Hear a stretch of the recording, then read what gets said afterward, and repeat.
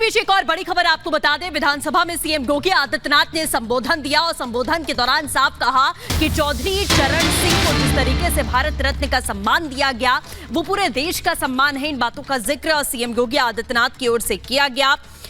उनका सम्मान किसानों का सम्मान है और किसानों की आवाज थे चौधरी चरण सिंह। ये तमाम बातें आज विधानसभा में बोलते समय सीएम योगी आदित्यनाथ ने की है। चौधरी चरण सिंह को भारत रत्न पर बोले हैं सीएम योगी, सुनिए। सचमुच चौधरी साहब का सम्मान देश के कोटि कोटि अन्नदाता किसानों का सम्मान है और चौधरी साहब की स्मृतियों को यह एक नमन भी है, विनम्र श्रद्धांजलि भी है।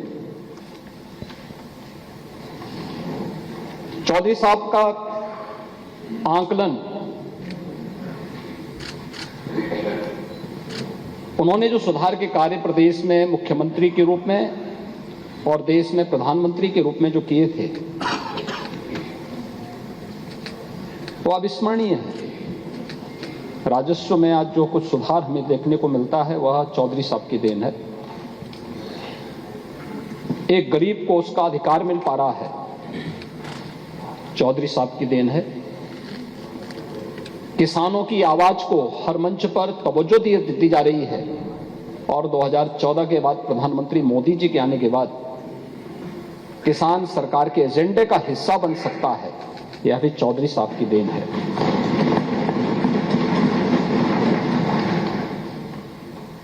इन सभी नेताओं ने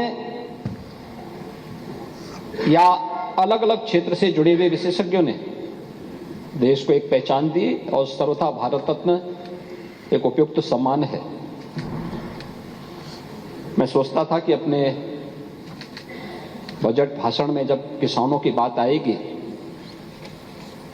तो नेता विरोधी दल अवश्य चौधरी साहब का स्मरण करेंगे। और भारत रत्न दिए जाने को लेकर सियासत तेज हो गई है। बीजेपी एक तरफ जहां इसी फैसले से उत्तर से लेकर दक्षिण तक जीत का सियासी समीकरण सेट कर रही है, तो वहीं दूसरी ओर विपक्षी गठबंधन समझ नहीं पा रहा है कि वो बीजेपी के इस गणित का तोड़ क्या निकाले। हालात ये हो चले कि संसद से लेकर सड़क तक विपक्ष के नेता खीज से भरे हुए दिखाई दे रहे हैं और जुजलाहट में उलूल जुलू बातें कर रही हैं। रिपोर्ट देखिए।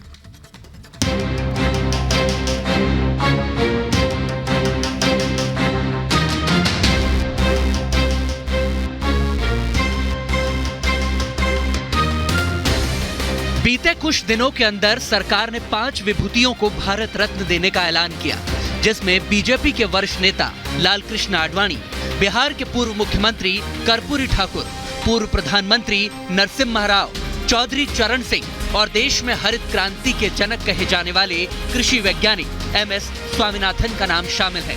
सरकार की ओर से जारी बयान में कहा गया है कि इन शख्सियतों को ये सम्मान देश के विकास में इनके योगदान को देखते हुए दिया गया है।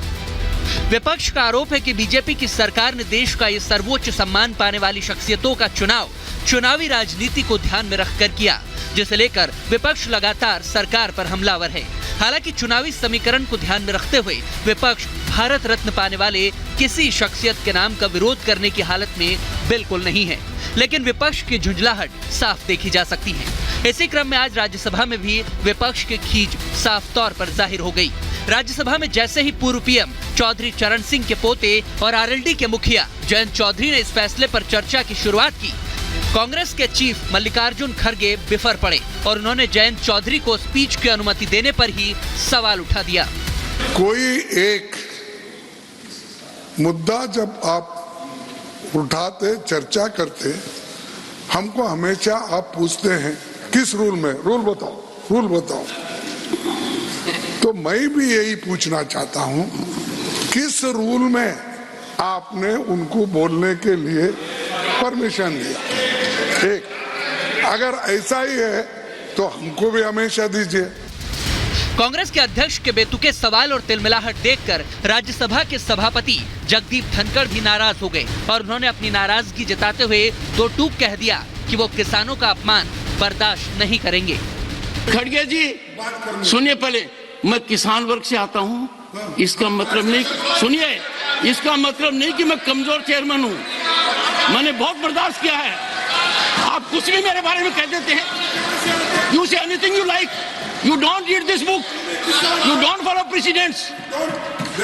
Sir, you use any language against me. Sometimes you behave like a teacher as if I am a student.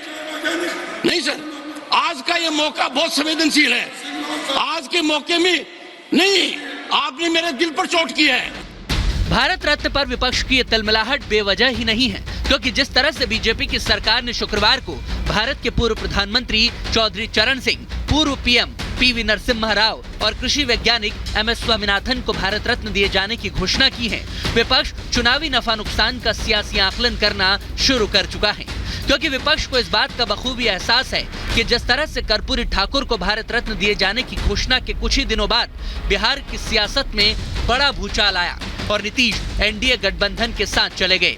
उसी तर्ज पर अब चौधरी चरण सिंह को भारत रत्न दिए जाने की घोषणा के बाद अब देश के किसानों की एक बड़ी जमात, खासकर जाटलैंड में सियासी समीकरण बदलने का पूरा खाका तैयार हो चुका है और विपक्ष को इसका एहसास जयंत चौधरी को अपने खेमे से खिसकता हुआ देखकर होने लगा है।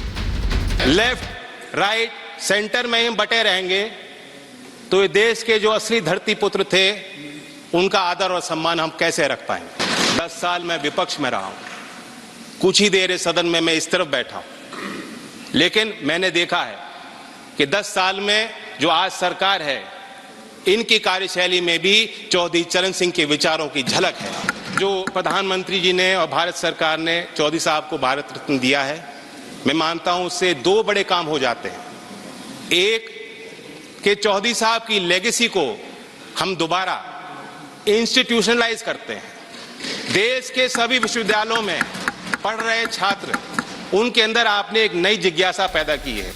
कांग्रेस को कुछ ऐसी ही फजीहत की उम्मीद पूर्व पीएम नरसिम्हा राव को भारत रत्न दिए जाने को लेकर भी है, क्योंकि बीजेपी सरकार ने आर्थिक सुधारों के लिए पीवी नरसिम्हा राव को भारत रत्न देने की सिफारिश करके लोकसभा चुनाव से पहले आंध्र प्रदेश और तेलंगाना में भी वो कार्ड खेल दिया, जिसका सियासी माइलेज बीजेपी को मिलना तय माना जा रहा है।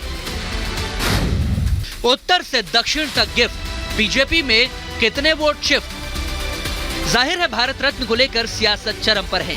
एक तरफ जहां बीजेपी लोकसभा चुनाव से ठीक पहले सियासी पिच पर चौके छक्के जड़ रही है, तो दूसरी तरफ इंडी गठबंधन में शामिल ज्यादातर राजनीतिक दल अपने खेमे में सहयोगियों को खिसकता देखकर खुद को लुटा पिटा महसूस करने में लगे हैं। बेशक अभी देश को इस मुद्दे पर सियासत के कई और रंग देखने को मिलने वाले हैं। Bureau report, Republic Bharat. तो आपने देखा इस रिपोर्ट के जरिए कि कैसे चौधरी चरण सिंह को भारत रत्न दिए जाने के मामले को लेकर विपक्ष की तिलमिलाहट यहां पर देखी जा रही है और दूसरी ओर भारतीय जनता पार्टी लगातार ये बात कह रही है सीधे तौर पर कि किस तरीके से उन्होंने काम किया। इसी बीच